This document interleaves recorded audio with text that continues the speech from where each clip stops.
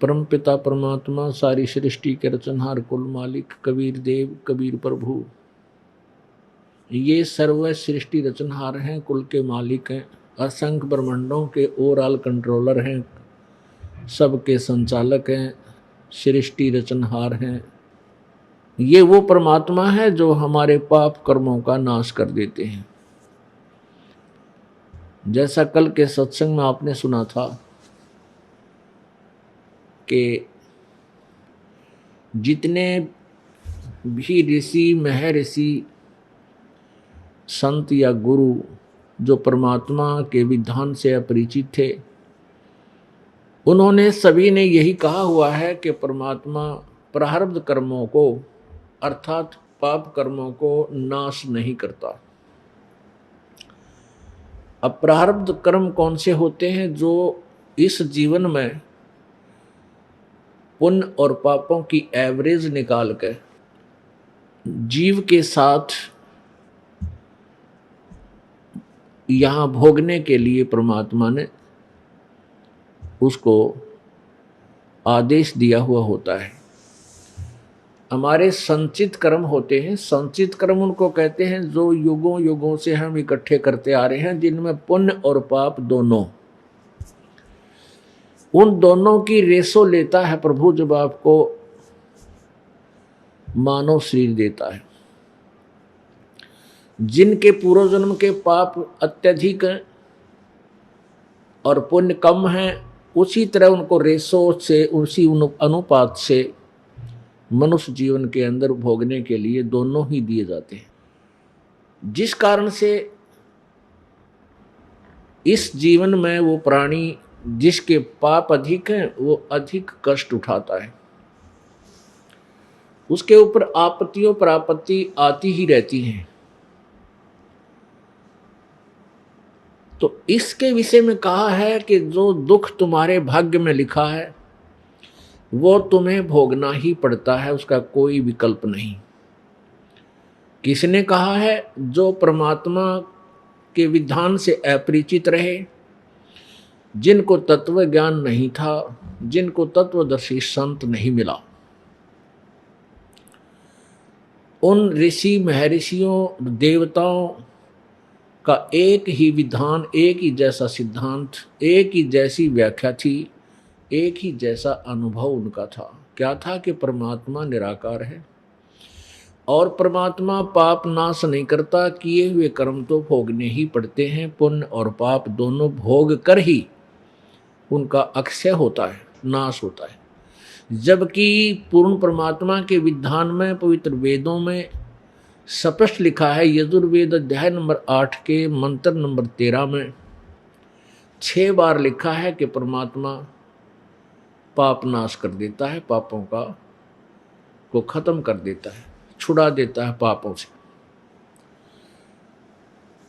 जब हमारे वेद सत्य हैं, हम वेदों को सत्य मानते रहे, तो उन महापुरुषों ने ये सिद्धांत कहाँ से लिया कि परमात्मा पाप नाश नहीं करता, कर्म तो भोगने ही पड़ते हैं। पुण्यात्माओं, यदि हमें जो पाप हैं उनके आधार से जो दुख है वो भोगना ही है, वो पाप हमें भोगने से ही समाप्त करना पड़ेगा, तो फिर भक्ति की आवश्यकता ही समाप्त हो जाती है। कोई भक्ति नहीं करना, भगवान की चाह रहे, क्योंकि हम परमात्मा को इसलिए ढूंढते हैं कि हमारे ऊपर जो आपत्ति आई हुई है या दूर हो। हमारे ऊपर आपत्ति आई है पाप से, और पाप कटेगा तो हमें सुख मिलेगा। जैसे पैर का कांटा निकलेगा तो दुख पीड़ा दूर होगी। आपको कल दिखाया भी था कि ये सभी सिद्धांत ऋषियों यानी देवताओं के गुरु बृहस्पति का और राक्षसों दैत्यों के गुरु शुक्राचार्य का और पुराणों के राइटर, वेदों और गीता के राइटर वेद व्यास जी ऋषि का यही एक जैसा विधान है। जबकि हमारे वेद और सद्ग्रंथ बताते हैं परमात्मा पाप नाश कर देता। वो परमात्मा है कौन? यजुर्वेद अध्याय नंबर 5 के मंत्र नंबर 32 में कहा है कि कबीर अंगारी हसी बम्भारी हसी। अंगारी अग्ग माने पापों का, अरी माने शत्रु, पाप काटने वाला, पाप नाशक, पापों का शत्रु। कबीर अंगारी हसी बम्भारी हसी, बम्भारी माने बंदी छोड़, बंधनों से छुड़ाने वाला, हम उसको बंदी छोड़ कहते हैं।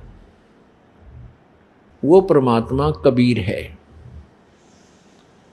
और वो कबीर वही है जो बनारस में जुलाहे की भूमिका करके 120 वर्ष तक सहस्री सतलोक चले गए थे और सहस्री ही आए थे बालक रूप धारण करके। परमेश्वर ने किसी माँ से जन्म नहीं लिया क्योंकि वो स्वयंभू हैं, वो परिभू हैं, वो शुक्रम अकायम ऐसनाविरम। उनकी काया माता पिता के योग से बने हुए इस मटेरियल से नहीं है, उनके शरीर में नाड़ी आदि का तंत्र नहीं है, केवल उनका तेज पुंज का शरीर है, एक ही तत्व से बना हुआ है। वो परमात्मा अजरो अमर अविनाशी हैं। प्रसंग चल रहा है कि भाई गुरु बिन काहुन पाया ज्ञाना, जो थो था बुस छड़े किसाना। गुरु बिन वेद पढ़े जो प्राणी, समझे न सार रहे अज्ञानी। गुरु जी के बिना, सतगुरु के बिना, गुरु कहो सतगुरु कहो। सतगुरु हमने इसलिए कहना पड़ता है क्योंकि ये नकली गुरु, झूठे गुरु घने हो गए। वैसे तो गुरु शब्द ही पर्याप्त है, जब ये नकली गुरु बीच में ना आड़े नहीं आते, इसलिए सतगुरु कहना पड़ा। सतगुरु यानी सच्चा गुरु। ये झूठे गुरु जो वेदों और गीता जी और पुराणों के विरुद्ध हमें व्याख्या सुनाते थे, वो गुरु थे लेकिन झूठे थे, इसलिए सतगुरु की आवश्यकता पड़ी। और तत्व ज्ञान सच्चिदानंद घन की वाणी से हमें वो पूर्ण परमात्मा की प्राप्ति की विधि प्राप्त होगी। तो सच्चिदानंद घन की वाणी वो सूक्ष्म वेद, वो कबीर वाणी है, वो जो परमात्मा ने स्वयं अपने मुखारविंद से यहाँ बोली है, उच्चारण की है, जो लिपिबद्ध की गई है। उस सच्चिदानंद घन की वाणी में जो विस्तार से कहे गए हैं वो अनुष्ठान, यज्ञ, भक्ति विधि, उस सच्चिदानंद घन की वाणी में लिखे हुए जो यथार्थ ज्ञान को कौन बताएगा?